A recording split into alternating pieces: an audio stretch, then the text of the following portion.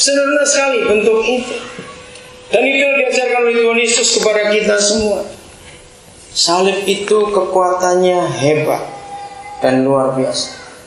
Kalau kita mau cari sebuah kata yang tepat, bukan memakai kata kasih, nanti dianggap orang terlalu rohani. Pernahkah saudara menyimpulkan apa sebuah kata yang tepat, bukan kalimat ya, sebuah kata yang tepat untuk membuktikan, untuk mewujudkan, untuk menyatakan salib? Kata yang tepat untuk menyatakan salib adalah memberi. Nah, betul enggak? Memberi, saudara. Maka itu orang pelit pasti enggak masuk surga karena dia enggak punya salib. Amin kan yang pelit? Orang pelit pasti enggak masuk surga karena dia egois. Salib itu pasti memberi. Itu kata yang paling tepat untuk salib. Kalau kita tidak bicara tentang istilah rohani, memberi. Dan hidup Yesus Tuhan kita selalu digambarkan dengan memberi itu tadi. Selalu begitu, memberi. Maka itu dalam kehidupan kita sebagai orang-orang percaya, ayo kita belajar menyatakan salib dengan memberi. Itu hukum yang tidak bisa dibatalkan oleh apapun juga. Mari kita lihat Galatia pasal 5. Ya, dengan melihat salib dari bagian ini. Galatia pasal 5 ayat 23, kalimat terakhir. Mari kita buktikan kebenaran ini, saudara.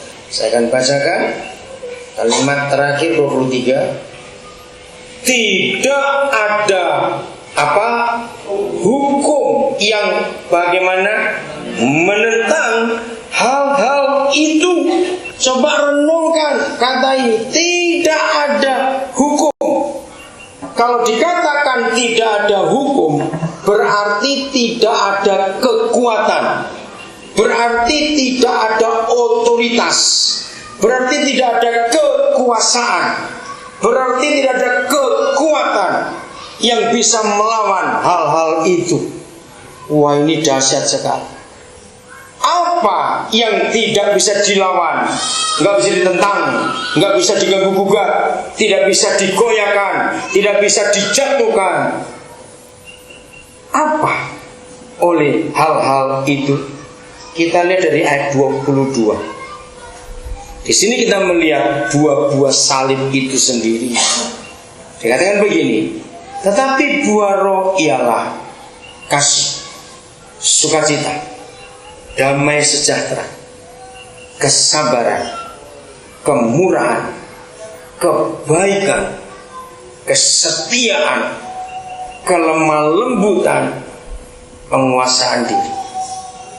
Tidak ada hukum, tidak ada kekuatan, tidak ada kekuasaan, otoritas pemerintahan apapun juga yang menentang hal-hal. Kalau kita simpulkan 9 kata kerja ini, kasih, sukacita, damai sejahtera, kesabaran, kemurahan, kebaikan, kesetiaan, kelemah lembutan, penguasaan diri. Siapa bisa merangkum ini menjadi satu kata? Wah, itu dahsyat sekali, satu kata saja. Coba mikirkan, oh itu dahsyat sekali. Saudara pernah mendengar kata lentur, fleksibel? Oh, itu yang ada dalam 9 kata kerja ini. Kenapa saya menemukan kata itu, saudara? Karena itu dimiliki oleh Tuhan Yesus.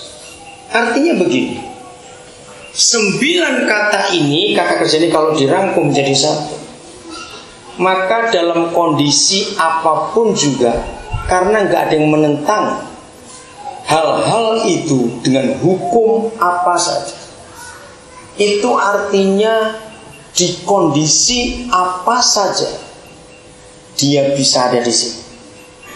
Nah, kita belajar dari air. Kalau kita cari bendanya, maka kata yang tepat adalah air.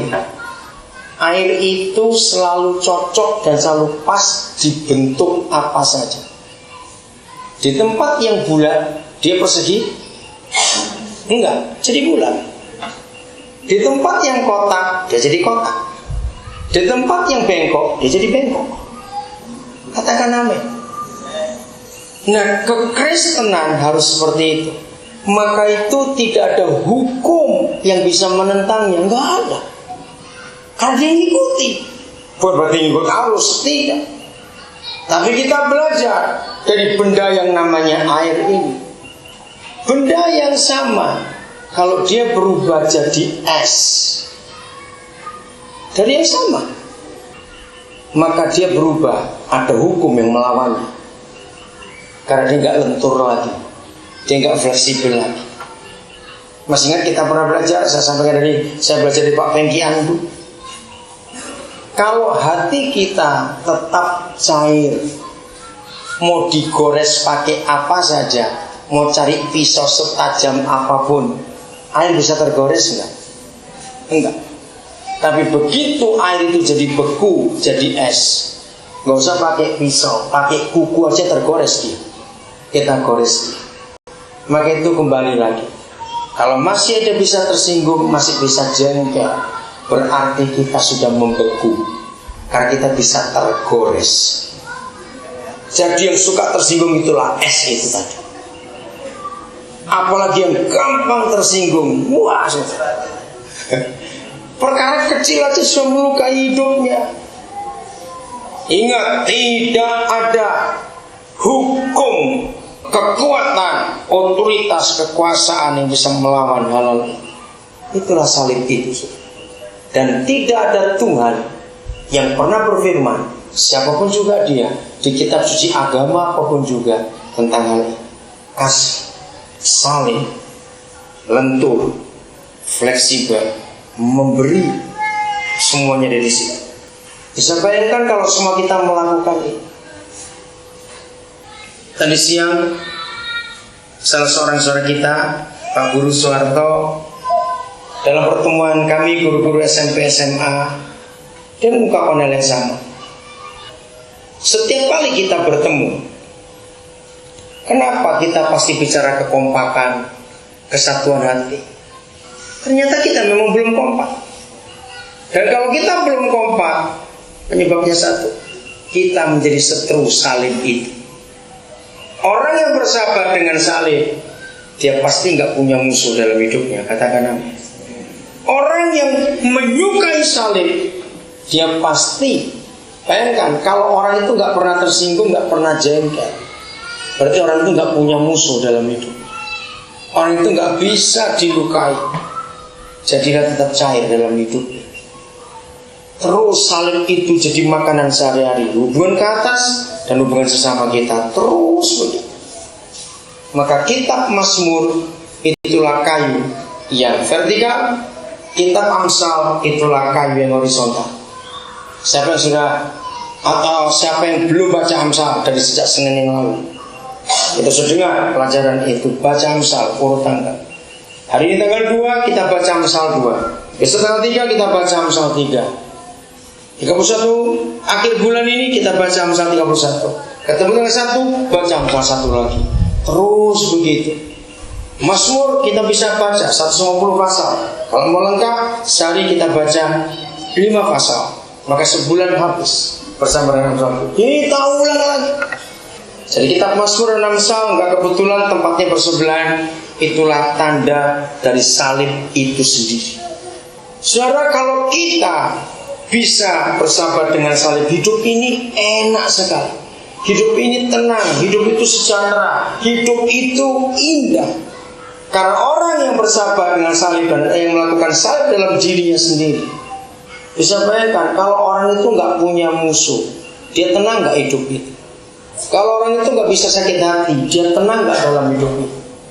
Kalau orang itu nggak bisa jengkel, dia tenang dalam hidup.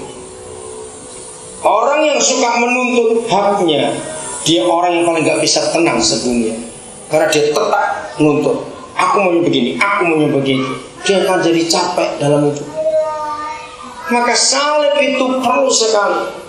Terus kita makin hari makin mengenal, makin hari kita makin dekat, makin hari kita makin menyatu dengan salib itu.